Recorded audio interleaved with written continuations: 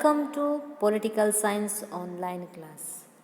Dear students, in previous video we learned topic like silent features of Indian Constitution. Today in this video I am going to explain the fundamental rights. ಪ್ರಿಯ ವಿದ್ಯಾರ್ಥಿಗಳೇ, ಕಳೆದಂಥ ಒಂದು ಅವಧಿಯಲ್ಲಿ ನಾವು ಭಾರತದ ಸಂವಿಧಾನದ ಪ್ರಮುಖ ಲಕ್ಷಣಗಳ ಕುರಿತಾಗಿ ತಿಳಿದಿದ್ದೇವೆ. ಇಂದಿನ ಒಂದು ವಿಡಿಯೋನಲ್ಲಿ ನಾವು ಮೂಲಭೂತ ಹಕ್ಕುಗಳ ಕುರಿತಾಗಿ ತಿಳಿಯೋಣ. ಸಾಮಾನ್ಯವಾಗಿ ಫಂಡಮೆಂಟಲ್ ರೈಟ್ಸ್, ಮೂಲಭೂತ ಹಕ್ಕುಗಳು ಎಂದರೇನು ಅಂತ ನೀವು ಆಲ್ರೆಡಿ ತಿಳ್ಕೊಂಡು ಬಂದಿದ್ದೀರಾ. The fundamental rights R ensured in part 3 of the Indian Constitution in articles 11, 12 to 35. Part 3 Indian Constitution are part 3 and article 12 to 35. ಭಾರತೀಯ ಸಂವಿಧಾನದ 3ನೇ ಭಾಗದಲ್ಲಿ 12ನೇ ವಿಧಿಯಿಂದ 35ನೇ ವಿಧಿಯವರೆಗೆ ಭಾರತದ ಪೌರನಿಗೆ ನೀಡಿರುವಂಥ ಮೂಲಭೂತ ಹಕ್ಕುಗಳನ್ನು ನಮೂದಿಸಲಾಗಿರುವಂಥದ್ದನ್ನು ನಾವು ನೋಡ್ತೀವಿ. ನಮ್ಮ ಸಂವಿಧಾನ ರಚನಾಕಾರರು ಸಹ ಅದನ್ನು ಸೇರಿಸಿರುವಂಥದ್ದನ್ನು ನಾವು ನೋಡ್ತೀವಿ. In this regard the frames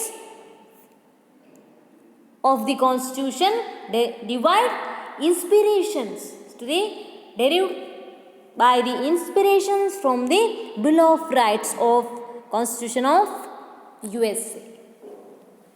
ಹಾಗಿದ್ರೆ ಈ ಮೂಲಭೂತ ಹಕ್ಕುಗಳನ್ನು ನಾವು ಯಾವ ಒಂದು ಸಂವಿಧಾನದಿಂದ ಎರವಲಾಗಿ ಪಡ್ಕೊಂಡ್ವಿ ಅಂತಂದರೆ, ಅಮೇರಿಕಾ ಸಂವಿಧಾನದಲ್ಲಿ ಬಿಲ್ ಆಫ್ ರೈಟ್ಸ್ ಅಂದರೆ ಅಲ್ಲಿ ಅಮೇರಿಕಾ ಪ್ರಜೆಗಳಿಗೆ ಕೊಡಲ್ಪಟ್ಟಂತಹ ಮೂಲಭೂತವಾದಂತಹ ಹಕ್ಕುಗಳು ಏನಿದೆ ಅದನ್ನೇ ಭಾರತ ಸಂವಿಧಾನದಲ್ಲೂ ಸಹಿತವಾಗಿ ನಾವು ಮೂಲಭೂತ ಹಕ್ಕುಗಳನ್ನು ಅಳವಡಿಸಿಕೊಂಡಿರುವಂಥದ್ದನ್ನು ನಾವು ನೋಡ್ತೀವಿ. ಎಷ್ಟನೇ ಭಾಗದಲ್ಲಿ? 3ನೇ ಭಾಗದಲ್ಲಿ ವಿಧಿ 12ರಿಂದ 35ರ ತನಕ ಹೇಳಿರುವಂಥದ್ದನ್ನು ನಾವು ನೋಡ್ಬೋದು. ಮೂಲಭೂತ ಹಕ್ಕುಗಳು ಅಂದರೆ ಏನಪ್ಪ ಆಗಿದ್ರೆ ನೋಡಿ, ನಿಮಗೆ ಬೇಸಿಕ್ ನೀಡ್ಸ್ ಅಂದರೆ ಮೂಲಭೂತವಾದಂಥ ಸೌಕರ್ಯಗಳು ಏನು. ಈಗ ನಾವು ನೋಡ್ಬೋದು ಶೆಲ್ಟರ್, ವಾಟರ್ ಅಂದರೆ ಒಂದು ಮನೆಗಳು ಇರ್ಬೋದು. ಒಂದು ವ್ಯಕ್ತಿಗೆ ಬದುಕಲು ಬೇಕಾದಂಥ ಮೂಲಭೂತವಾದಂಥ ಕೆಲವೊಂದಿಷ್ಟು ಅವಶ್ಯಕತೆಗಳಿರುತ್ತೆ. ಏನು ಅದು? ನೀರಿಲ್ಲದೆ ಬದುಕಲಿಕ್ಕಾಗೋದಿಲ್ಲ. ಬದುಕಲಿಕ್ಕೆ ಬೇಕಾಗಿರುವಂಥದ್ದು ನೀರು ಇರ್ಬೋದು, ವಸತಿ ಇರ್ಬೋದು.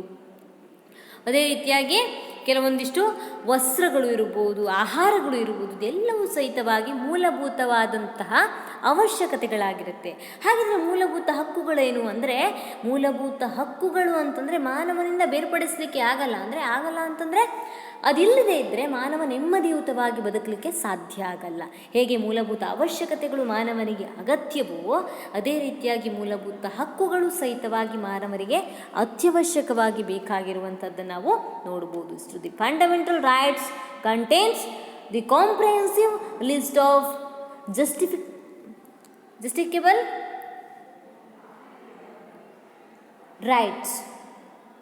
So, in all citizens are provided to the fundamental rights. ಪ್ರತಿಯೊಬ್ಬ ವ್ಯಕ್ತಿಗೂ ಸಹಿತವಾಗಿ ನಾವಿಲ್ಲಿ ಏನು ಕೊಡ್ತೀವಿ? ಮೂಲಭೂತ ಹಕ್ಕುಗಳನ್ನು ಕೊಟ್ಟಿರುವಂಥದ್ದನ್ನು ನಾವು ನೋಡ್ತೀವಿ.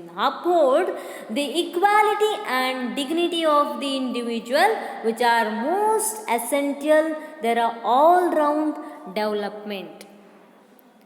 So, uphold the equality and dignity of the individual which are most essential for their all-round development. ಒಬ್ಬ ವ್ಯಕ್ತಿ ತನ್ನ ಸಂಪೂರ್ಣ ವ್ಯಕ್ತಿತ್ವವನ್ನು ವಿಕಾಸ ಮಾಡಿಕೊಳ್ಬೇಕು ಅಂತ ಇದ್ದರೆ ಅಲ್ಲಿ ಮೂಲಭೂತ ಹಕ್ಕುಗಳು ಎನ್ನುವಂಥದ್ದು ಅತಿ ಅವಶ್ಯಕವಾಗಿ ಬೇಕಾಗಿರುವಂಥದ್ದನ್ನು ನಾವು ನೋಡ್ಬೋದಾಗಿದೆ. ಮೂಲಭೂತ ಹಕ್ಕುಗಳಿಲ್ಲದೆ ವ್ಯಕ್ತಿ ತನ್ನ ವ್ಯಕ್ತಿತ್ವವನ್ನು ವಿಕಾಸ ಮಾಡಿಕೊಳ್ಳಲಿಕ್ಕೆ ಸಾಧ್ಯ ಇಲ್ಲ. ರೈಟ್ ಟು ಫ್ರೀಡಮ್, ನಮಗೆ ಸ್ವಾತಂತ್ರ್ಯನೇ ಇಲ್ಲ. ಏನಾಗುತ್ತೆ ಆವಾಗ? ಬದುಕುವಂಥದ್ದು ಕಷ್ಟ ಆಗುತ್ತೆ. ರೈಟ್ ಟು ಈಕ್ವಾಲಿಟಿ, ಸಮಾನತೆಯ ಹಕ್ಕು ಎನ್ನುವಂಥದ್ದು ಪ್ರತಿಯೊಬ್ಬ ವ್ಯಕ್ತಿಗೂ ಸಹ ಬೇಕಾಗುತ್ತೆ. ಅದಿಲ್ಲದೆ ಇದ್ದರೆ ಬದುಕಲಿಕ್ಕೆ ಸಾಧ್ಯ ಆಗಲ್ಲ. ಸೊ ಅದಕ್ಕೋಸ್ಕರವಾಗಿಯೇ ಮೂಲಭೂತ ಹಕ್ಕುಗಳನ್ನು ನಮ್ಮ ಸಂವಿಧಾನದಲ್ಲಿ ನಮ್ಮ ಸಂವಿಧಾನ ರಚನಾಕಾರರು ಸೇರಿಸಿದ್ದಾರೆ. ಪ್ರತಿಯೊಬ್ಬ ವ್ಯಕ್ತಿಗೂ ಸಹಿತವಾಗಿ ಮೂಲಭೂತ ಹಕ್ಕುಗಳಿದೆ. ಹಾಗಿದ್ರೆ ಎಷ್ಟು ಮೂಲಭೂತ ಹಕ್ಕುಗಳನ್ನು ಸೇರಿಸಲಾಗಿತ್ತು, ಅವು ಯಾವುವು ಅಂತ ನೋಡೋದಾದರೆ, originally the constitution provide for 7 fundamental rights. ನಮ್ಮ ಭಾರತ ಸಂವಿಧಾನದಲ್ಲಿ ಪೌರನಿಗೆ ಸಂವಿಧಾನ ರಚನೆಯಾದಂಥ ಸಂದರ್ಭದಲ್ಲಿ ಅಂದರೆ 1950ರಲ್ಲಿ ಒಟ್ಟು 7 ಮೂಲಭೂತ ಹಕ್ಕುಗಳನ್ನು ಕೊಡಲಾಗಿತ್ತು. ಹಾಗಿದ್ರೆ ಅದು ಯಾವ್ಯಾವುದು? Right to equality, right to freedom, right to against exploitations, right to freedom of religion, cultural and educational rights, right to property and right to constitutional remedies. That is 7 fundamental rights are the original constitution. Originally to the include the constitution. Bharat ಸಂವಿಧಾನ ಪ್ರಾರಂಭವಾದಂಥ ಸಂದರ್ಭದಲ್ಲಿ 7 ಮೂಲಭೂತ ಹಕ್ಕುಗಳನ್ನು ನಾವು ಸೇರಿಸಲಾಗಿತ್ತು. ಅದು ಯಾವ್ಯಾವುದು? ಸಮಾನತೆಯ ಹಕ್ಕು, ಸ್ವಾತಂತ್ರ್ಯದ ಹಕ್ಕು, ಶೋಷಣೆಯ ವಿರುದ್ಧದ ಹಕ್ಕು, ಧಾರ್ಮಿಕ ಸ್ವಾತಂತ್ರ್ಯದ ಹಕ್ಕು, ಸಾಂಸ್ಕೃತಿಕ ಮತ್ತು ಶೈಕ್ಷಣಿಕ ಹಕ್ಕು, ಆಸ್ತಿಯ ಹಕ್ಕು, ಸಂವಿಧಾನಾತ್ಮಕ ಪರಿಹಾರದ ಹಕ್ಕು. ಒಟ್ಟು 7 ಮೂಲಭೂತ ಹಕ್ಕುಗಳನ್ನು ಭಾರತದ ಪೌರನಿಗೆ ಭಾರತ ಸಂವಿಧಾನ ರಚನೆಯಾದಂಥ ಸಂದರ್ಭದಲ್ಲಿ ನೀಡಲಾಗಿತ್ತು. ತದನಂತರ ಒಂದು ಹಕ್ಕನ್ನು ತೆಗೆದುಹಾಕಲಾಯಿತು. ಅದು ಯಾವುದು?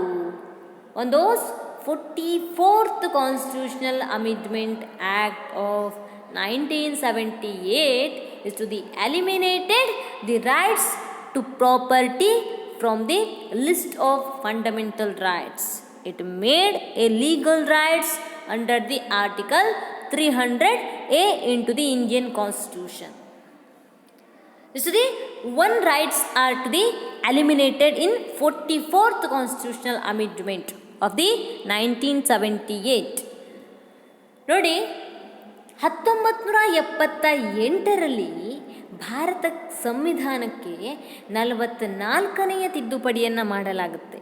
ಹಾಗಿದ್ದರೆ 44ನೇ ತಿದ್ದುಪಡಿಯನ್ನು ಮಾಡಿ ಮೂಲಭೂತ ಹಕ್ಕುಗಳ ಪಟ್ಟಿಯಿಂದ ಒಂದು ಹಕ್ಕನ್ನು ತೆಗೆದುಹಾಕಲಾಗುತ್ತೆ. ಅದು ಯಾವುದು? Right to property. ಆಸ್ತಿಯ ಹಕ್ಕು ಏನಿದೆ, ಆ ಆಸ್ತಿಯ ಹಕ್ಕನ್ನು ಮೂಲಭೂತ ಹಕ್ಕಿನ ಪಟ್ಟಿಯಿಂದ ತೆಗೆದುಹಾಕಿ ಅದನ್ನು it is a legal rights, not a fundamental rights. Right to property, ಆಸ್ತಿಯ ಹಕ್ಕು ಎನ್ನುವಂಥದ್ದು ಏನಿದೆ ಅದು ಈಗ ಕೇವಲ ಕಾನೂನುಬದ್ಧ ಹಕ್ಕೇ ವಿನಃ ಮೂಲಭೂತ ಹಕ್ಕಲ್ಲ. ಹಾಗಿದ್ರೆ ನೀವು ಈಗ ಒರಿಜಿನಲಿ ಎಷ್ಟಿತ್ತು? 7 ಇತ್ತು, 7 ಮೂಲಭೂತ ಹಕ್ಕುಗಳಿತ್ತು. ಪ್ರೆಸೆಂಟ್ಲಿ ಎಷ್ಟು ದೇರ್ ಆರ್ 6 ಫಂಡಮೆಂಟಲ್ ರೈಟ್ಸ್. ಈಗ ಇರುವಂಥ ಮೂಲಭೂತ ಹಕ್ಕುಗಳು ಎಷ್ಟು? 6. The fundamental rights can be suspended during the national emergency and external aggressions in except the rights guaranteed by the article 20 and 21. ಮೂಲಭೂತ ಹಕ್ಕನ್ನು ಯಾರ ಹತ್ರನೂ ಸಹ ಕಸಿದುಕೊಳ್ಳಲಿಕ್ಕೆ ಸಾಧ್ಯ ಇಲ್ಲ.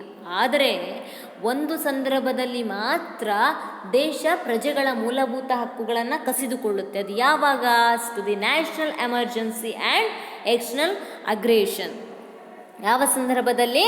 ರಾಷ್ಟ್ರೀಯ ತುರ್ತು ಪರಿಸ್ಥಿತಿಯ ಸಂದರ್ಭದಲ್ಲಿ ಹಾಗೂ ಬಾಹ್ಯ ಆಕ್ರಮಣದ ಸಂದರ್ಭದಲ್ಲಿ, ಅಂದರೆ ಯುದ್ಧವಾದಂತಹ ಸಂದರ್ಭದಲ್ಲಿ ಕೆಲವೊಂದು ಸಂದರ್ಭಗಳಲ್ಲಿ ಮಾತ್ರ ಕೆಲವೊಂದಿಷ್ಟು ಮೂಲಭೂತ ಹಕ್ಕುಗಳಿಗೆ ನಿರ್ಬಂಧನೆಯನ್ನು ಹೇರಲಾಗುತ್ತೆ ವಿನಃ ಇನ್ಯಾವುದೇ ಕಾರಣಕ್ಕೂ ಸಹಿತವಾಗಿ ಮೂಲಭೂತ ಹಕ್ಕುಗಳನ್ನು ಯಾರೂ ಸಹ ಕಸಿದುಕೊಳ್ಳಲಿಕ್ಕೆ ಸಾಧ್ಯ ಆಗೋದಿಲ್ಲ. ಹಾಗಾಗಿ ಈಗ right to property is not a fundamental right, it is a legal rights. ಹಾಗಾಗಿ ಆಸ್ತಿಯ ಹಕ್ಕು ಎನ್ನುವಂಥದ್ದು ಏನಾಗಿದೆ? ಕೇವಲ ಕಾನೂನುಬದ್ಧ ಹಕ್ಕಾಗಿದೆ ವಿನಃ ಇದು ಮೂಲಭೂತ ಹಕ್ಕು ಆಗಿಲ್ಲದೆ ಇರುವಂಥದ್ದನ್ನು ನಾವು ನೋಡ್ಬೋದು. ಎಷ್ಟು the presently R currently in 6 fundamental rights. ಈಗ ಇರುವಂಥ ಮೂಲಭೂತ ಹಕ್ಕುಗಳು ಎಷ್ಟು? 6 ಮೂಲಭೂತ ಹಕ್ಕುಗಳನ್ನು ನಾವು ನೋಡ್ಬೋದು. ಸೊ ಅದನ್ನು 1 by 1 ನೋಡ್ತಾ ಎಕ್ಸ್ಪ್ಲೇನ್ ಸಹ ನೋಡ್ತಾ ಹೋಗೋಣ. First one, right to equality. Right to equality in Article 14 to 18 in Indian Constitution. ಮೊದಲನೇದು ಸಮಾನತೆಯ ಹಕ್ಕು. ಸಂವಿಧಾನ ವಿಧಿ 14ರಿಂದ 18 ತನಕ ಈ ಒಂದು ಸಮಾನತೆಯ ಹಕ್ಕಿನ ಕುರಿತಾಗಿ ಹೇಳಿರುವಂಥದ್ದನ್ನು ನಾವು ನೋಡ್ತೀವಿ. ಸೊ ಹೆಸರು ಹೇಳುತ್ತೆ, right to equality is to the all are equals is to the born it all are equally. ಪ್ರತಿಯೊಬ್ಬ ವ್ಯಕ್ತಿಯು ಸಮಾನನು, ಪ್ರತಿಯೊಬ್ಬ ವ್ಯಕ್ತಿಯು ಸಹಿತವಾಗಿ ಸಮಾನವಾಗಿಯೇ ಹುಡ್ತಾನೆ ಎನ್ನುವಂಥದ್ದು ನಾವೊಂದು ತಿಳಿದುಕೊಂಡಿರುವಂಥ ವಿಚಾರ. ಹಾಗಾಗಿ ಸಮಾನತೆ ಎನ್ನುವಂಥದ್ದು ಎಲ್ಲ ಕಡೆಯೂ ಸಹ ಬೇಕಾಗಿರುತ್ತೆ. ಪ್ರತಿಯೊಬ್ಬರಿಗೂ ಸಹ ಯಾವ ಹಕ್ಕನ್ನು ಕೊಡಲಾಗಿದೆ? ಸಮಾನತೆಯ ಹಕ್ಕನ್ನು ಕೊಡುವಂಥದ್ದು. ಎಲ್ಲೂ ಸಹ ತಾರತಮ್ಯವನ್ನು ಮಾಡೋ ಹಾಗೆ ಇಲ್ಲ. In article 14 to 18 of the Indian constitution have been developed to the right to equality. They are ensure equality to the citizens.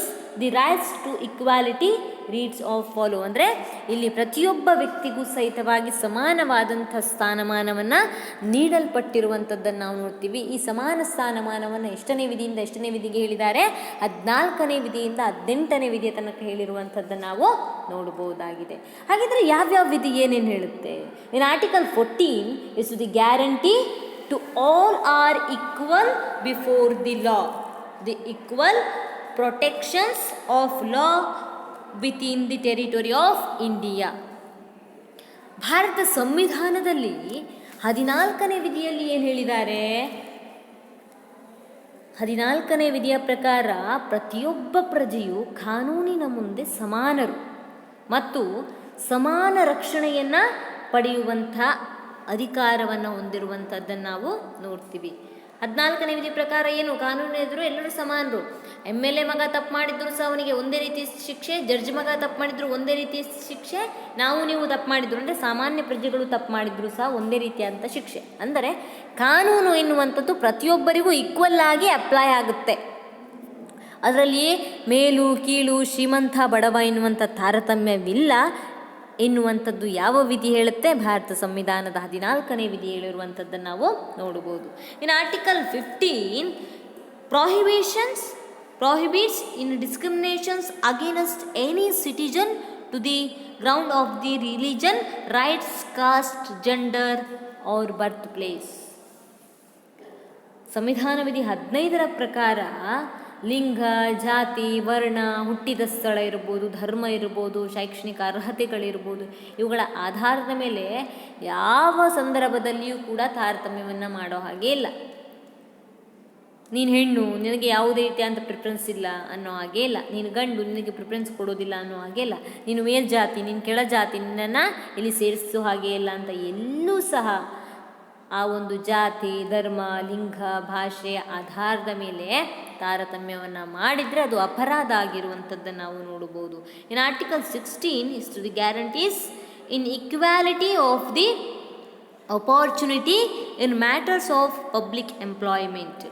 ವಿಧಿ 14ರ ಪ್ರಕಾರ ಸಾರ್ವಜನಿಕ ಉದ್ಯೋಗವನ್ನು ನೀಡುವಾಗ ಯಾವುದೇ ರೀತಿಯಾದಂಥ ತಾರತಮ್ಯವನ್ನು ಮಾಡಬಾರ್ದು. ಎಲ್ಲರಿಗೂ ಸಹ ಸಮನಾದ ಒಂದು ಪ್ರಾತಿನಿಧ್ಯವನ್ನು ನೀಡಬೇಕಾಗಿರುವಂಥದ್ದನ್ನು ನಾವು ನೋಡ್ತೀವಿ. ಜಾಬ್ಗಳಲ್ಲಿ ಹಾಗಿದ್ರೆ ನಮಗೆ ಅದೊಂದು ಡೌಟ್ಸ್ ಬರುತ್ತೆ ಅಲ್ವಾ? ಜಾಬ್ಗಳಲ್ಲಿ ಏನಿದೆ ರಿಸರ್ವೇಷನ್ ಪಾಲಿಸಿ ಇದೆಯಲ್ಲ, ಜಾತಿ ಆಧಾರದ ಮೇಲೆ ರಿಸರ್ವೇಷನ್ನ ಕೊಟ್ಟಿದ್ದಾರೆ, ಅದು ತಪ್ಪಲ್ವಾ ಅಂತ. ಇಲ್ಲ, ಸೊಸೈಟಿಯಲ್ಲಿ ಒಂದು ಇನ್ಇಕ್ವಾಲಿಟಿ ಇತ್ತು. ಒಂದು ವರ್ಗದವರು ಅವರು ಮೇಲ್ಸ್ತರದಲ್ಲಿ ಇರುವಂಥದ್ದು, ಮತ್ತೊಂದು ವರ್ಗದವರು ಕೆಳಸ್ತರದಲ್ಲಿ ಇರುವಂಥದ್ದು, ಇದೆಲ್ಲ ಅಸಮಾನತೆಯಾಗಿತ್ತು.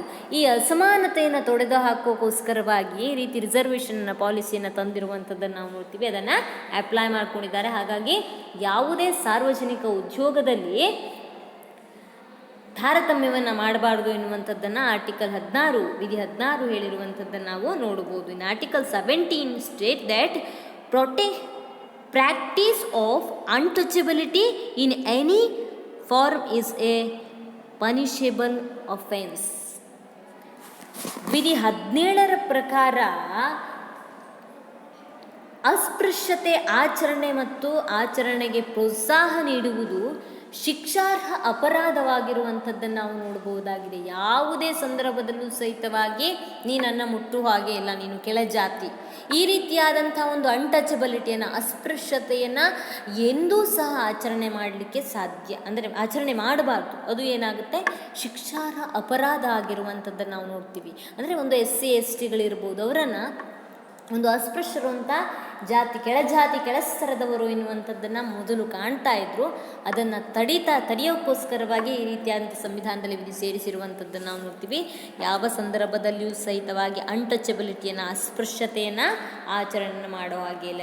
Article 18 state that no title in no being military or etcetera. ಅಂದರೆ ವಿಧಿ 18ರ ಪ್ರಕಾರ ಏನಾಗಿರುವಂಥದ್ದು, ಮಿಲಿಟರಿ ಮತ್ತು ಶೈಕ್ಷಣಿಕ ಕ್ಷೇತ್ರಗಳನ್ನು ನಿಷೇಧಿಸುವ, ಅಂದರೆ ಪೂರ್ವಭಾವಿಯಾಗಿ ಸರ್ಕಾರದ ಕೆಲವೊಂದಿಷ್ಟು ವಿದೇಶಿ ಬಿರುದುಗಳು ಸ್ವೀಕರಿಸುವುದನ್ನು ನಿರ್ಬಂಧಿಸಿರುವಂಥದ್ದನ್ನು ನಾವಿಲ್ಲಿ ನೋಡಬಹುದಾಗಿದೆ. ಅದಕ್ಕೋಸ್ಕರವಾಗಿಯೇ ಒಂದು ಸಮಾನತೆಯ ಹಕ್ಕನ್ನು ನೀಡಿರುವಂಥದ್ದು, ಪ್ರತಿಯೊಬ್ಬರಿಗೂ ಸಹ ಸಮಾನತೆಯ ಹಕ್ಕನ್ನು ಕೊಟ್ಟಿರುವಂಥದ್ದು. ಇದು ಫಂಡಮೆಂಟಲ್ ರೈಟ್ಸ್ ಆಗಿರುವಂಥದ್ದನ್ನು ನಾವು ನೋಡ್ಬೋದು. Next second one, right to freedom, ಸ್ವಾತಂತ್ರ್ಯದ ಹಕ್ಕು ಇರುವಂಥದ್ದನ್ನು ನಾವು ನೋಡ್ತೀವಿ. Right to freedom in article 19 guaranteed in 6 fundamental freedoms. ಸ್ವಾತಂತ್ರ್ಯದ 19ನೇ ವಿಧಿ ಎನ್ನುವಂಥದ್ದು ಭಾರತೀಯ ಪೌರನಿಗೆ ವಿಧವಾದಂತಹ ಕೆಲವೊಂದಿಷ್ಟು ಸ್ವಾತಂತ್ರ್ಯದ ಹಕ್ಕನ್ನು ಕೊಟ್ಟಿರುವಂಥದ್ದನ್ನು ನಾವು ನೋಡ್ತೀವಿ. First one is a freedom of speech and expression. Freedom of speech and expression, ಮಾತನಾಡುವ ಮತ್ತು ಅಭಿವ್ಯಕ್ತಿ ಸ್ವಾತಂತ್ರ್ಯ. Freedom of speech and expression, ಮಾತನಾಡುವಂಥ ಮತ್ತು ಅಭಿವ್ಯಕ್ತಿಗೊಳಿಸುವಂಥ ಸ್ವಾತಂತ್ರ್ಯ. ಈಗ ನಮಗೆ ಮಾತಾಡುವಂಥ ರೈಟ್ಸ್ ಇದೆ ಅಂದ ತಕ್ಷಣ ನಾವು ಮಾತಾಡ್ತೀವಿ. ಇದು ನಮಗೆ ಮಾತಾಡುವಂಥ ರೈಟ್ಸ್ ಬೇಕಾಬಿಟ್ಟಿಯಾಗಿ ಮಾತಾಡುವಂಥದ್ದಲ್ಲ, ಒಂದು ನಯ ನಾಜೂಕಿನಿಂದ ಒಂದು ಲೀಗಲಿಯಾಗಿ ಮಾತಾಡುವಂಥ ರೈಟ್ಸು ಪ್ರತಿಯೊಬ್ಬರಿಗೂ ಇದೆ. ನಮ್ಮ ಮಾತಿನಿಂದ ಬೇರೆಯವರಿಗೆ ನೋವು ಉಂಟು ಮಾಡುವಂಥದ್ದು, ತೊಂದರೆ ಕೊಡುವಂಥದ್ದು ಮಾಡಲಿಕ್ಕಿಲ್ಲ. ಅದೇ ರೀತಿಯಾಗಿ ನಮಗೆ ಏನು ಅನಿಸುತ್ತೆ ಅದನ್ನು ಬರವಣಿಗೆ ರೂಪದಲ್ಲೂ ಸಹ ಇಳಿಸ್ಬೋದು. ನಾವು ಆರ್ಟಿಕಲ್ಸ್ಗಳನ್ನು ಬರೆಸ್ಬೋದು, ಸರ್ಕಾರದ ವಿರುದ್ಧವಾಗಿಯೂ ಸಹಿತ ಆರ್ಟಿಕಲ್ಸ್ಗಳನ್ನು ಬರೀಬೋದು. ಅಂದರೆ ನಮಗೆ ಏನು ಅನಿಸುತ್ತೆ ಅದನ್ನು ಅಭಿವ್ಯಕ್ತಿಪಡಿಸುವಂಥ ಎಕ್ಸ್ಪ್ರೆಸ್ ಮಾಡುವಂಥ ರೈಟ್ಸ್ ಎನ್ನುವಂಥದ್ದು ಪ್ರತಿಯೊಬ್ಬರಿಗೂ ಸಹ ಇರುವಂಥದ್ದನ್ನು ನಾವು ನೋಡ್ತೀವಿ. Next, freedom of assembly peacefully and without arms, ಶಸ್ತ್ರಾಸ್ತ್ರರಹಿತವಾಗಿ ಸಭೆ ಸೇರುವಂಥ ಸ್ವಾತಂತ್ರ್ಯ ಪ್ರತಿಯೊಬ್ಬರಿಗೂ ಸಹ ಇರುವಂಥದ್ದನ್ನು. ಸಭೆ ಸೇರ್ಬೋದು, ಸಭೆ ಸಮಾರಂಭಗಳನ್ನು ನಾವು ಮಾಡ್ತೀವಿ ಅಲ್ವಾ, ಖಂಡಿತ ಮಾಡ್ಬೋದು. ಆದರೆ ಏನು ಹೊಂದೋ ಹಾಗಿಲ್ಲ, ಶಸ್ತ್ರಾಸ್ತ್ರಗಳು, ಆರ್ಮ್ಸ್ಗಳನ್ನು, ಅಂದರೆ ಚಾಕು, ಚೂರು, ಕತ್ತಿ, ಅದನ್ನು ಯಾವುದು ಸಹಿತವಾಗಿ ನಾವೇನು ಇಟ್ಟುಕೊಂಡು, ಬಂದೂಕುಗಳನ್ನು ಅಥವಾ ಇನ್ಯಾವುದೋ ಆಯುಧಗಳನ್ನು ಇಟ್ಟುಕೊಂಡು ಏನು ಮಾಡೋ ಹಾಗಿಲ್ಲ, ಸಭೆ ಸಮಾರಂಭಗಳನ್ನು ನಡೆಸುವ ಹಾಗೆ ಇಲ್ಲ.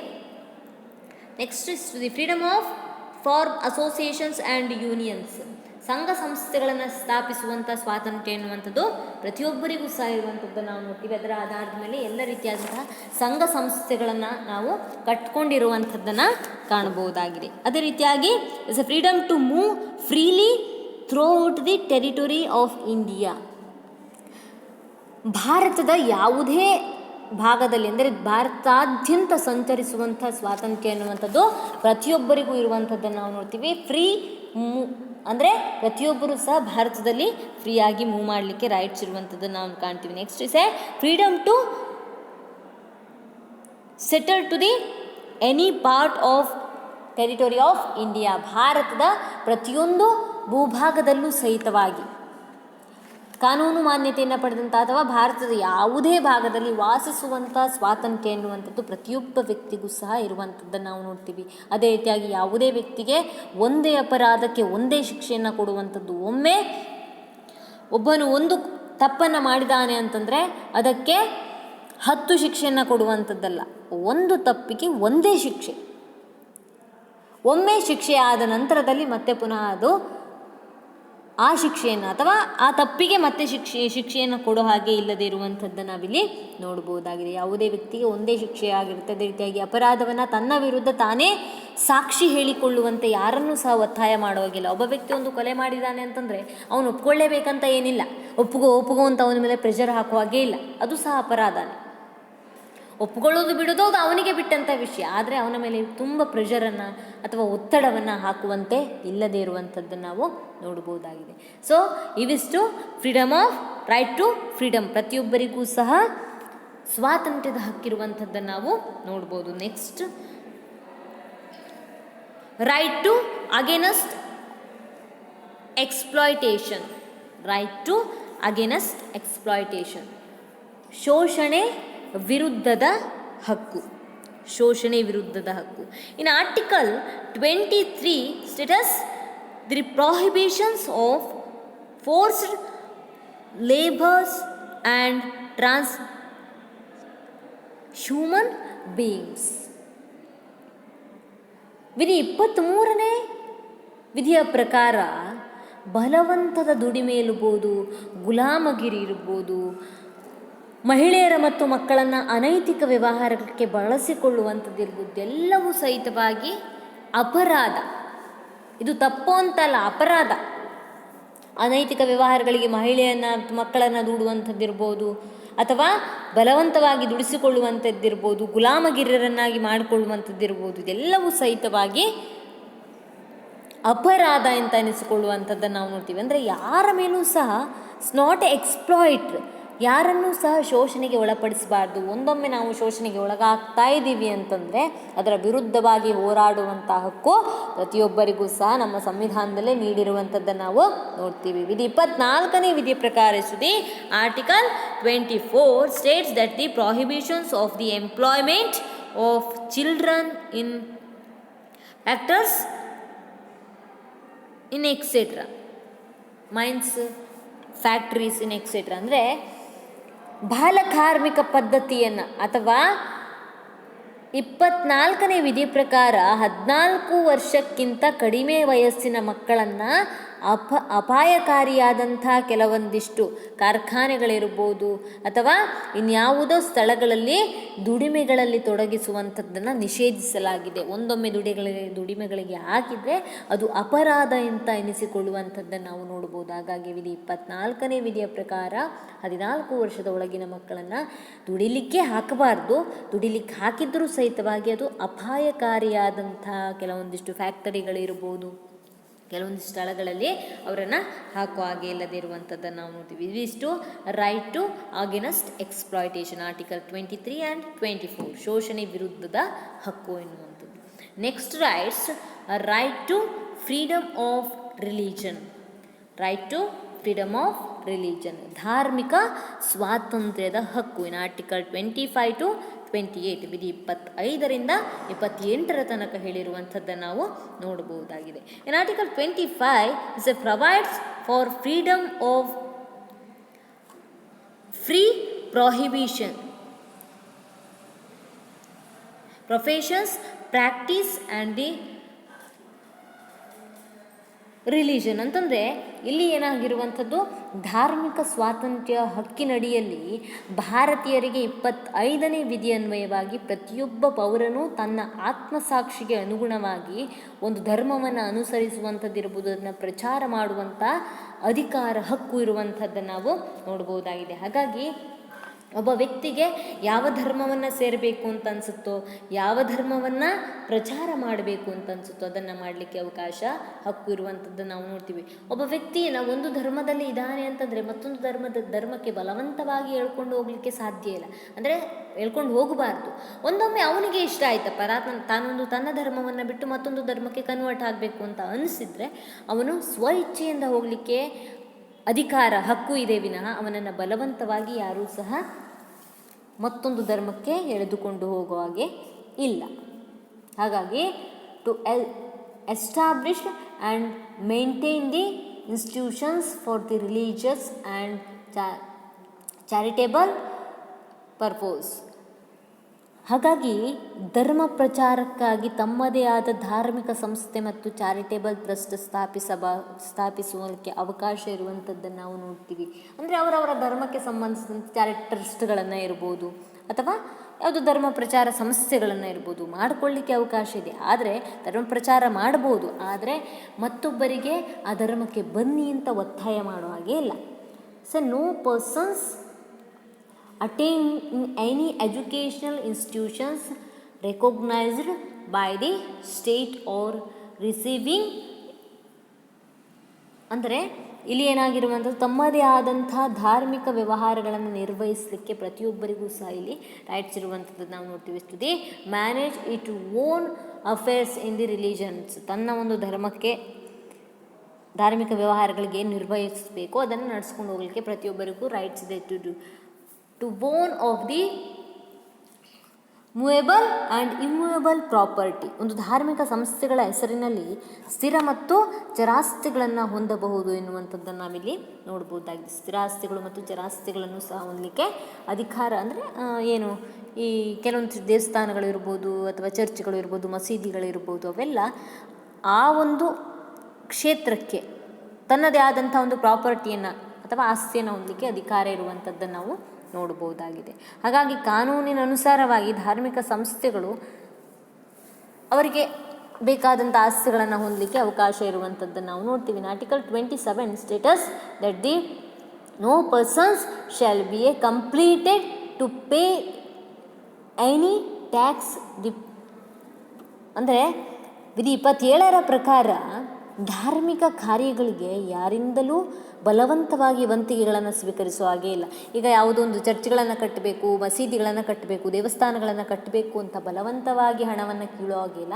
ಅವರು ಇಷ್ಟಪಟ್ಟು ವಂತಿಗೆಯನ್ನು ಕೊಟ್ಟರೆ ತಗೊಳ್ಬೋದೇ ವಿನಃ ಅವರ ಮೇಲೆ ಪ್ರೆಷರನ್ನು ಹಾಕೋ ಹಾಗೆ ಇಲ್ಲ ಎನ್ನುವಂಥದ್ದನ್ನು ಇಲ್ಲಿ ಹೇಳಿರುವಂಥದ್ದನ್ನು ನಾವು ನೋಡ್ತೀವಿ. ಅದೇ ರೀತಿಯಾಗಿ ರಾಜ್ಯದಿಂದ ಅಥವಾ ರಾಜ್ಯದ ಅನುದಾನ ಪಡೆದ ನಡೆಸುತ್ತಿರುವಂಥ ಕೆಲವೊಂದು ಶೈಕ್ಷಣಿಕ ಸಂಸ್ಥೆಗಳಲ್ಲಿ ಹಾಜರಾಗುವ ವ್ಯಕ್ತಿಯ ಪೂರ್ವಾನುಮತಿ ಇಲ್ಲದೆ, ಅಂದರೆ ಮಕ್ಕಳ ಒಪ್ಪಿಗೆ ಇಲ್ಲದೆ ಧಾರ್ಮಿಕ ವಿಷಯಗಳನ್ನು ಬೋಧಿಸುವಂತೆ ಇಲ್ಲ. ಈಗ ಯಾವುದೋ ಒಂದು ಸ್ಕೂಲ್ಗಳಲ್ಲಿ ಯಾವುದೋ ಒಂದು ಧರ್ಮದ ಅಡಿಯಲ್ಲಿ ಒಂದು ಸ್ಕೂಲ್ಗಳು ನಡೀತಾ ಇದೆ ಅಂತಂದರೆ ಆ ಸ್ಕೂಲ್ನ ಮಕ್ಕಳ ಒಪ್ಪಿಗೆ ಇಲ್ಲದೆ ಒಂದು ಧರ್ಮದ ಧಾರ್ಮಿಕ ವ್ಯವಹಾರಗಳನ್ನು ಅಥವಾ ಧಾರ್ಮಿಕ ವಿಷಯಗಳನ್ನು ಬೋಧನೆ ಮಾಡೋ ಹಾಗೆ ಇಲ್ಲ. ಅಲ್ಲಿ ಯಾರ ಒಪ್ಪಿಗೆ ಬೇಕಾಗಿರುತ್ತೆ? ಮಕ್ಕಳದ್ದು ಅಂತಂದರೆ ಅಲ್ಲಿ ಪೇರೆಂಟ್ಸ್ದು ಬೇಕಾಗಿರುತ್ತೆ ಒಪ್ಪಿಗೆ ಇಲ್ಲದೆ ಏನು ಮಾಡೋ ಹಾಗಿಲ್ಲ, ಧಾರ್ಮಿಕ ಬೋಧನೆಯನ್ನು ಮಾಡೋ ಹಾಗೆ ಇಲ್ಲ. Wish to right to freedom of religion, ಧಾರ್ಮಿಕ ಸ್ವಾತಂತ್ರ್ಯದ ಹಕ್ಕು. Next 5th one, cultural and educational rights, ಸಾಂಸ್ಕೃತಿಕ ಮತ್ತು ಶೈಕ್ಷಣಿಕ ಹಕ್ಕು. ಆರ್ಟಿಕಲ್ 29 to 30 ವಿಧಿ 29 ಮತ್ತು 30ನೇ ವಿಧಿ ಎನ್ನುವಂಥದ್ದು ಏನು ಹೇಳುತ್ತೆ?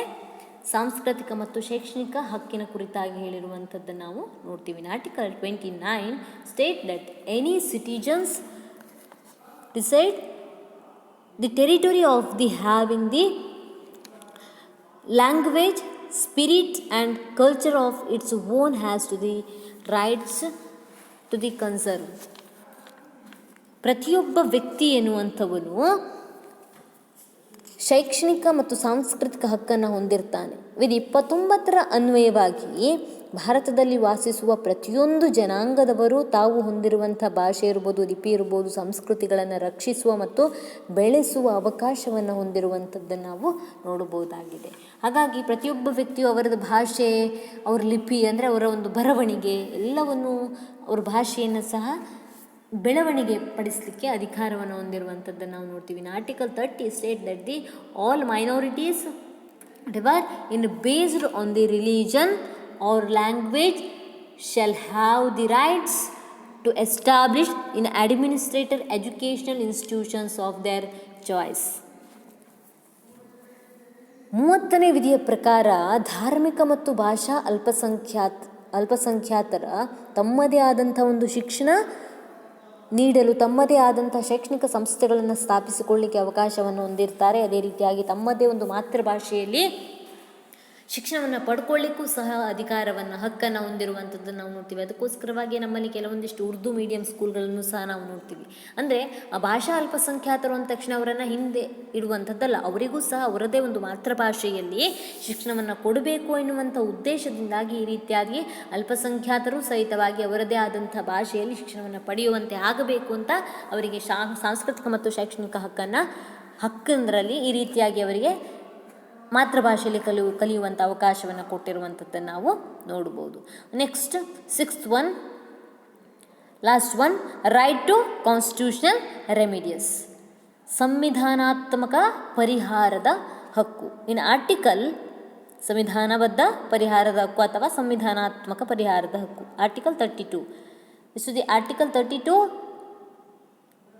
State that the citizens has the right to move the Supreme Court by the appropriate proceedings for the enforcement of the rights by the Constitution. So ಸಂವಿಧಾನಬದ್ಧ ಪರಿಹಾರದ ಹಕ್ಕು ಅಥವಾ ಸಂವಿಧಾನಾತ್ಮಕ ಪರಿಹಾರದ ಹಕ್ಕು ಅಂದರೆ ಮೂಲಭೂತ ಹಕ್ಕುಗಳಿಗೆ ಧಕ್ಕೆ ಉಂಟಾದಂಥ ಸಂದರ್ಭದಲ್ಲಿ ರಕ್ಷಣೆ ಪಡೆಯಲು ಅನುಕೂಲವಾಗುವಂತೆ ಸಂವಿಧಾನ ಕರ್ತೃಗಳು ಕೆಲವೊಂದಿಷ್ಟು ಸಂವಿಧಾನಬದ್ಧ ಪರಿಹಾರದ ಹಕ್ಕನ್ನು ನೀಡಿರುವಂಥದ್ದನ್ನು ನಾವು ನೋಡ್ತೀವಿ. ಯಾವುದೇ ವ್ಯಕ್ತಿಗೆ ಯಾವುದೇ ಕಡೆಯಿಂದ ತನ್ನ ಮೂಲಭೂತ ಹಕ್ಕಿಗೆ ಧಕ್ಕೆ ಬಂದಿದೆ ಎನಿಸಿದಾಗ ನ್ಯಾಯಾಲಯದ ಮೊರೆ ಹೋಗಲು ಅವಕಾಶ ಕಲ್ಪಿಸಿಕೊಟ್ಟಿರುವಂಥದ್ದನ್ನು ನಾವು ನೋಡ್ಬೋದು. ಹಾಗಾಗಿ ಭಾರತದಲ್ಲಿ ಸರ್ವೋಚ್ಚ ನ್ಯಾಯಾಲಯ ಮತ್ತು ರಾಜ್ಯದಲ್ಲಿ ಉಚ್ಚ ನ್ಯಾಯಾಲಯಗಳು ಮೂಲಭೂತ ಹಕ್ಕುಗಳಿಗೆ ರಕ್ಷಣೆಯನ್ನು ಒದಗಿಸುತ್ತೆ. ಧಕ್ಕೆ ಉಂಟಾದರೆ ಕೆಲವೊಂದಿಷ್ಟು ರಿಟ್ಗಳನ್ನು ಸಹ ಹಾಕಲಿಕ್ಕೆ ಅಧಿಕಾರ ಇರುವಂಥದ್ದನ್ನು ನಾವು ನೋಡ್ತೀವಿ. ಸಂವಿಧಾನಬದ್ಧ ಪರಿಹಾರದ ಹಕ್ಕು ಅಥವಾ ಸಂವಿಧಾನಾತ್ಮಕ ಪರಿಹಾರದ ಹಕ್ಕು ಅಂದರೆ ಈ ಮೇಲೆ 5 ಹಕ್ಕುಗಳು ಏನು ಹೇಳಿದ್ದಾರೆ, ಆ 5 ಹಕ್ಕುಗಳಿಗೆ ಏನಾದರೂ ಧಕ್ಕೆ ಬಂದರೆ, right to freedom, right to equality, right to against exploitations, right to freedom of religion, cultural and educational rights, ಈ 5 ಹಕ್ಕುಗಳು ಏನಿದೆ, ಸಮಾನತೆ ಹಕ್ಕು, ಸ್ವಾತಂತ್ರ್ಯದ ಹಕ್ಕು, ಶೋಷಣೆ ವಿರುದ್ಧದ ಹಕ್ಕು, ಧಾರ್ಮಿಕ ಸ್ವಾತಂತ್ರ್ಯದ ಹಕ್ಕು, ಸಾಂಸ್ಕೃತಿಕ ಮತ್ತು ಶೈಕ್ಷಣಿಕ ಹಕ್ಕು, ಈ 5 ಹಕ್ಕುಗಳಿಗೆ ಏನಾದರೂ ಚ್ಯುತಿ ಬಂದರೆ, ಯಾರು ನನ್ನ ಹತ್ರ ಬಲವಂತವಾಗಿ ಬೇರೆ ಧರ್ಮಕ್ಕೆ ಸೇರು ಅಂತ ಹೇಳ್ತಾ ಇದ್ರೆ, ಆಗ ನಾನು ಯಾರ ಮೊರೆ ಹೋಗಬಹುದು? ಸುಪ್ರೀಂ ಕೋರ್ಟಿಗೆ ಕೇಸ್ ಹಾಕಬಹುದು, ಹೈಕೋರ್ಟಿಗೆ ಕೇಸ್ ಹಾಕಬಹುದು. ಅಂದರೆ ರಾಜ್ಯಗಳಲ್ಲಿ ಇದನ್ನು ನೋಡಿಕೊಳ್ಳುವಂಥದ್ದು ರಾಜ್ಯ ಶ್ರೇಷ್ಠ ನ್ಯಾಯಾಲಯ ಅಂದರೆ ಹೈಕೋರ್ಟು, ಉಚ್ಚ ನ್ಯಾಯಾಲಯ ಅಂತ ಕರಿತೀವಿ. ಅದೇ ರೀತಿಯಾಗಿ ಭಾರತಕ್ಕೆ ಸಂಬಂಧಪಟ್ಟಂಥದ್ದು ಸರ್ವೋಚ್ಚ ನ್ಯಾಯಾಲಯ, ಹೈಕೋರ್ಟ್, ಸುಪ್ರೀಂ ಕೋರ್ಟ್ ಎನ್ನುವಂಥದ್ದು ಇರುತ್ತೆ. ಈ ಸುಪ್ರೀಂ ಕೋರ್ಟ್ ಮತ್ತು ಹೈಕೋರ್ಟ್ ಎನ್ನುವಂಥದ್ದು ಮೂಲಭೂತ ಹಕ್ಕುಗಳ ರಕ್ಷಕನಾಗಿ ಕೆಲಸ ಮಾಡುತ್ತೆ. ಈ ರೀತಿಯಾಗಿ ಆದರೆ ಮೂಲಭೂತ ಹಕ್ಕುಗಳಿಗೆ ಧಕ್ಕೆ ಉಂಟಾದರೆ ನಾವು ಕೆಲವೊಂದು ರಿಟ್ಗಳನ್ನು ನ್ಯಾಯಾಲಯದಲ್ಲಿ ಹಾಕಬಹುದು. ರಿಟ್ಗಳು ಅಂತಂದರೆ ಆಜ್ಞೆಗಳು. ನ್ಯಾಯಾಲಯದ ಕೆಲವೊಂದು ರಿಟ್ಸ್ಗಳು ಯಾವುದಿದೆ, ಆ ರಿಟ್ಗಳು ಯಾವುದು ಅಂತಂದರೆ first one is habeas corpus. So ಇದೆಲ್ಲ 1 ಮಾರ್ಕ್ಸಿಗೆ ಕೇಳುವಂಥ ಕ್ವಶನ್ಸ್ಗಳು, ಹ್ಯಾಬಿಯಸ್ ಕಾರ್ಪಸ್ ಎನ್ನುವಂಥದ್ದು. ಹಾಗಿದ್ರೆ ಹ್ಯಾಬಿಯಸ್ ಕಾರ್ಪಸ್ ಅಂದರೆ ಏನು? ಅಸಾಮಿಯನ್ನು ಹಾಜರುಪಡಿಸು ಅಂತ. ಯಾವ ಅಸಾಮಿಯನ್ನು ಹಾಜರುಪಡಿಸಬೇಕು ಆಗಿದ್ರೆ? So it means habeas corpus, it means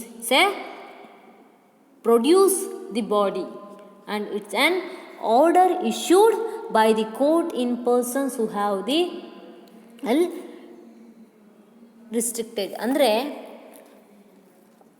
ಒಬ್ಬ ವ್ಯಕ್ತಿ ಬಂಧನಕ್ಕೊಳಗಾಗಿದ್ದಾನೆ ಅಂತಂದರೆ ಆ ವ್ಯಕ್ತಿಯನ್ನು ಬಂಧಿಸಲ್ಪಟ್ಟಂತಹ within 24 hours produce to the judge.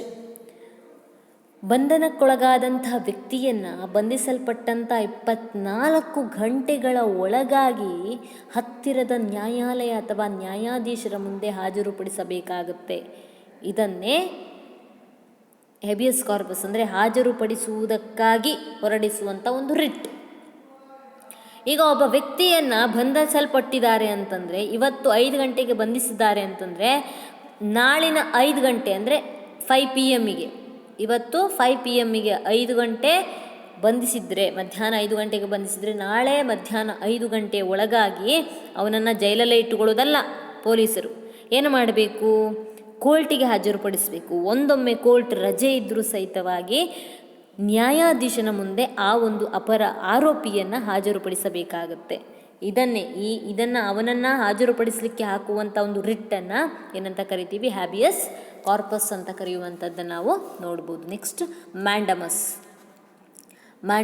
ಅಥವಾ ಪರಮಾದೇಶ ಅಂತ ಕರಿತೀವಿ. ಪರಮಾದೇಶ, it means we command. It is a command issued by the court to an official asking him to perform his official duties that he has failed or performs. ಅಂದರೆ ಪರಮಾದೇಶವನ್ನು ಹೊರಡಿಸುವಂಥದ್ದು. ಒಬ್ಬ ವ್ಯಕ್ತಿ ತನ್ನ ಕರ್ತವ್ಯವನ್ನು ನಿರ್ವಹಿಸಲು ವಿಫಲನಾದಂಥ ಸಂದರ್ಭದಲ್ಲಿ ಅಥವಾ ನಿರಾಕರಿಸಿದ ಸಾರ್ವಜನಿಕ ಅಧಿಕಾರಿ ಅಥವಾ ಪ್ರಾಧಿಕಾರಕ್ಕೆ ಅದನ್ನು ನಿರ್ವಹಿಸುವಂತೆ ಹೊರಡಿಸುವಂಥ ರಿಟ್ ಆಜ್ಞೆಯನ್ನು ಮ್ಯಾಂಡಮಸ್ ಅಂತ ಕರಿತೀವಿ. ಅಂದರೆ ಯಾವುದೋ ಒಬ್ಬ ಸರ್ಕಾರಿ ನೌಕರ ಇದ್ದಾನೆ ಅಂತಂದರೆ ಅವನೇನೋ ಒಂದು ಕೆಲಸ ಮಾಡೋದಿಲ್ಲ ಅಂತ ಹೇಳ್ತಾನೆ. ಇದನ್ನು ನೀನು ಮಾಡಲೇಬೇಕು ಅಂತ ಕೋರ್ಟು ಅವನಿಗೆ ಹೊರಡಿಸುವಂಥ ಆದೇಶ, ಅದನ್ನೇ ಮ್ಯಾಂಡಮಸ್ ಅಂತ ಕರೆಯುವಂಥದ್ದನ್ನು ನಾವು ನೋಡ್ತೀವಿ. Next prohibition. ಪ್ರತಿಬಂಧಕಾಜ್ಞೆ ಎನ್ನುವಂಥದ್ದು. ಪ್ರತಿಬಂಧಕಾಜ್ಞೆ, it means to follow. It is issued by the higher court to lower court or tribunal to prevent the later from the existing its jurisdictions or.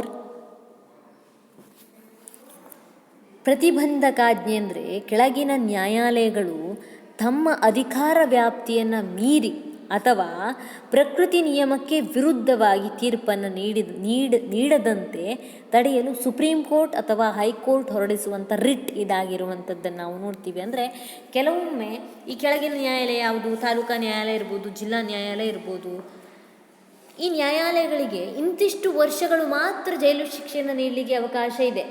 ಈಗ ತಾಲೂಕಾ ಕೋರ್ಟ್ ಎನ್ನುವಂಥದ್ದು ಒಬ್ಬ ವ್ಯಕ್ತಿಗೆ ಏನು ಮರಣದಂಡನೆಯನ್ನು ನೀಡಲಿಕ್ಕೆ, ಜೀವಾವಧಿ ಶಿಕ್ಷೆಯನ್ನು ನೀಡಲಿಕ್ಕೆ ಅಧಿಕಾರ ಇಲ್ಲ. ಒಂದೊಮ್ಮೆ ಆ ರೀತಿಯಾಗಿ ನೀಡಿದರೆ ನಿನಗೆ ಆ ರೈಟ್ಸ್ ಇಲ್ಲ ಅಂತ ಸುಪ್ರೀಂ ಕೋರ್ಟ್ ಅಥವಾ ಹೈಕೋರ್ಟ್ ಎನ್ನುವಂಥದ್ದು ತನ್ನ ಕೆಳಗಿನ ನ್ಯಾಯಾಲಯಕ್ಕೆ ಹೊರಡಿಸುವಂಥ ಒಂದು ಆಜ್ಞೆಯಾಗಿದೆ. ಇದನ್ನೇ ನಾವು ಪ್ರೊಹಿಬಿಷನ್ ಅಥವಾ ಪ್ರತಿಬಂಧಕಾಜ್ಞೆ ಅಂತ ಕರೆಯುವಂಥದ್ದನ್ನು ನಾವು ನೋಡ್ಬೋದು. ನೆಕ್ಸ್ಟ್ ಸರ್ಟಿಯೋರರಿ ಅಂದರೆ ಉತ್ಪ್ರೇಕ್ಷಣಾ ರೇಖ. It means to be a certified or to the informed. It is issued by the higher court to lower court or tribunal other the transfer as case pending with the later into the itself or to the. ಇಲ್ಲಿ ಉತ್ಪ್ರೇಕ್ಷಣಾ ಲೇಖ ಅಂತಂದರೆ ಅಥವಾ certiorari ಅಂತಂದರೆ ಕೆಳಗಿನ ನ್ಯಾಯಾಲಯ ಮತ್ತು ನ್ಯಾಯಮಂಡಳಿ ತನ್ನ ಅಧಿಕಾರ ವ್ಯಾಪ್ತಿಯನ್ನು ಮೀರಿ ಅಥವಾ ಪ್ರಕೃತಿ ನಿಯಮಕ್ಕೆ ವಿರುದ್ಧವಾಗಿ ತೀರ್ಪನ್ನು ನೀಡಿದಾಗ ಅದನ್ನು ರದ್ದುಗೊಳಿಸುವ ಮತ್ತು ಮೊಕದ್ದಮೆಯನ್ನು ಮೇಲಿನ ನ್ಯಾಯಾಲಯಕ್ಕೆ ವರ್ಗಾವಣೆ ಮಾಡಿಕೊಳ್ಳುವಂತೆ ಕೋರಿ ಹೊರಡಿಸುವಂಥ ರಿಟ್ ಅಥವಾ ಆಜ್ಞೆ. ಅಂದರೆ ಸೇಮ್ ಪ್ರೊಹಿಬಿಷನ್ ಅಂತಂದರೆ ಕೆಳಗಿನ ನ್ಯಾಯಾಲಯ ಏನು ತನ್ನ ಕಾರ್ಯವ್ಯಾಪ್ತಿಯನ್ನು ಮೀರಿ ತೀರ್ಪನ್ನು ನೀಡಿದಾಗ ಅದನ್ನು ತಡಿಲಿಕ್ಕೆ ಹೊರಡಿಸುವಂಥ ರಿಟ್ಟು. ಸರ್ಟಿಯೋರರಿ ಅಂತಂದರೆ ಆ ಒಂದು ಕೆಳಗಿನ ನ್ಯಾಯಾಲಯ ತನ್ನ ಒಂದು ಕಾರ್ಯವ್ಯಾಪ್ತಿಯನ್ನು ಮೀರಿ ನಡೆದುಕೊಂಡಾಗ ಅದನ್ನು ತಡೆಯುವುದರ ಜೊತೆಗೆ ಆ ಒಂದು ಪ್ರಕರಣವನ್ನು ತನ್ನ ಕಡೆ ಅಂದರೆ ಸುಪ್ರೀಂ ಕೋರ್ಟ್ ಅಥವಾ ಹೈಕೋರ್ಟ್ ಎನ್ನುವಂಥದ್ದು ತನ್ನ ಹತ್ರ ಆ ಒಂದು ಪ್ರಕರಣವನ್ನು ತರಿಸಿಕೊಳ್ಳುವಲ್ಲಿಕ್ಕೆ ಹೊರಡಿಸುವಂಥ ಒಂದು ಮೊಕದ್ದಮೆ ಅಥವಾ ರಿಟ್ಟನ್ನು ಇಲ್ಲಿ ಏನಂತ ಕರಿತೀವಿ, ಸರ್ಟಿಯೋರರಿ ಅಂತ ನಾವು ಕರಿತೀವಿ. Last one quo warranto. It means by what authority or warrant. It is issued by the court to enquiry into the legally of the claim of person to public office. ಕೋವಾರೆಂಟು ಅಂತಂದರೆ ಪ್ರತಿಯೊಬ್ಬ ಯಾವುದೇ ಸಾರ್ವಜನಿಕ ಹುದ್ದೆಯನ್ನು ಕಾನೂನುಬಾಹಿರವಾಗಿ ಆಕ್ರಮಿಸಿಕೊಂಡಾಗ ಅದನ್ನು ತೆರವುಗೊಳಿಸುವಂಥ ಹೊರಡಿಸುವಂಥ ರಿಟ್ ಅಥವಾ ಆಜ್ಞೆಯನ್ನು ಕೋವಾರೆಂಟು ಅಂತ ಕರಿತೀವಿ. ಒಂದೊಮ್ಮೆ ಒಬ್ಬನಿಗೆ ಎಜುಕೇಷನ್, ಈಗ ಯಾವುದೋ ಒಂದು ಗೌರ್ಮೆಂಟ್ ಜಾಬಲ್ಲಿ ಇದ್ದಾನೆ, ಆ ಗೌರ್ಮೆಂಟ್ ಜಾಬಿಗೆ ಸೆಕೆಂಡ್ PU ಕಂಪ್ಲೀಟ್ ಆಗಬೇಕು ಅಂತ ಇಟ್ಟುಕೊಳ್ಳಿ. ಆದರೆ ಆ ಒಬ್ಬ ವ್ಯಕ್ತಿ ಸೆಕೆಂಡ್ PU ಕಂಪ್ಲೀಟ್ ಆಗಬೇಕು ಅಂತ ಇದ್ದಿದ್ರೆ ಆ ಸೆಕೆಂಡ್ PU ಕಂಪ್ಲೀಟ್ ಆಗದೇ ಒಂದು ಸುಳ್ಳಿ ಸರ್ಟಿಫಿಕೇಟನ್ನು ತಂದು, ಫೇಕ್ ಸರ್ಟಿಫಿಕೇಟನ್ನು ತಂದು ಆ ಒಂದು ಸೆಕೆಂಡ್ PU ಪಾಸಾದಂಥ ಜಾಬನ್ನು ಪಡ್ಕೊಂಡಿರ್ತಾನೆ. ಆದರೆ ನಂತರ ಬೇರೆಯವರಿಗೆ ಗೊತ್ತಾಗಿ ಅವನು ಅಕ್ರಮವಾಗಿ ಆ ಸೀಟನ್ನು ಪಡ್ಕೊಂಡಿದ್ದಾನೆ ಅಂತ ಗೊತ್ತಾಗಿ ಅದನ್ನು ಕೋರ್ಟಲ್ಲಿ ಕೇಸನ್ನು ಕೋರ್ಟಲ್ಲಿ ಹಾಕಿದವಾಗ ಅದು ಅಕ್ರಮ ಅಂತ ಕೋರ್ಟಿಗೆ ಗೊತ್ತಾಗಿ, ಫೇಕ್ ಸರ್ಟಿಫಿಕೇಟ್ ಅಂತ ಗೊತ್ತಾಗಿ ಆ ವ್ಯಕ್ತಿಗೆ ನೀನು ಅಕ್ರಮವಾಗಿ ಪಡ್ಕೊಂಡಿದ್ದೀಯಾ ಈ ಒಂದು ಸ್ಥಾನವನ್ನು, ಅದನ್ನು ತೆರವುಗೊಳಿಸು, ಅಂದರೆ ಅದಕ್ಕೆ ರಾಜೀನಾಮೆ ಕೊಡು ಅಥವಾ ಅದನ್ನು ತೆಗೆದು ಹಾಕ್ತೀವಿ ನಾವು ನಿನಗೆ ಅಂತ ಆಜ್ಞೆಯನ್ನು ಹೊರಡಿಸುವಂಥದ್ದು ಇದೆಯಲ್ಲ, ಅದನ್ನೇ ಕೋವಾರೆಂಟು ಅಂತ ಕರೆಯುವಂಥದ್ದನ್ನು ನಾವಿಲ್ಲಿ ನೋಡ್ಬೋದಾಗಿದೆ. ಸೊ ಇವಿಷ್ಟು ನ್ಯಾಯಾಲಯ ಹೊರಡಿಸುವಂಥ ರಿಟ್ಗಳು ಅಥವಾ ಆಜ್ಞೆಗಳು ಆಗಿರುವಂಥದ್ದನ್ನು ನಾವು ನೋಡಬಹುದು. ಸೊ ಇವಿಷ್ಟು ಫಂಡಮೆಂಟಲ್ ರೈಟ್ಸ್, ಮೂಲಭೂತ ಹಕ್ಕುಗಳು ಎನ್ನುವಂಥದ್ದು. So next hour we will discuss in a list of fundamental duties. ಮುಂದಿನ ಒಂದು ಅವಧಿಯಲ್ಲಿ ನಾವು ಭಾರತೀಯ ಪೌರನಿಗೆ ಇರುವಂಥ ಮೂಲಭೂತ ಕರ್ತವ್ಯಗಳು ಏನು ಎನ್ನುವುದರ ಕುರಿತಾಗಿ ಮುಂದಿನ ಅವಧಿಯಲ್ಲಿ ತಿಳಿಯೋಣ. Thank you.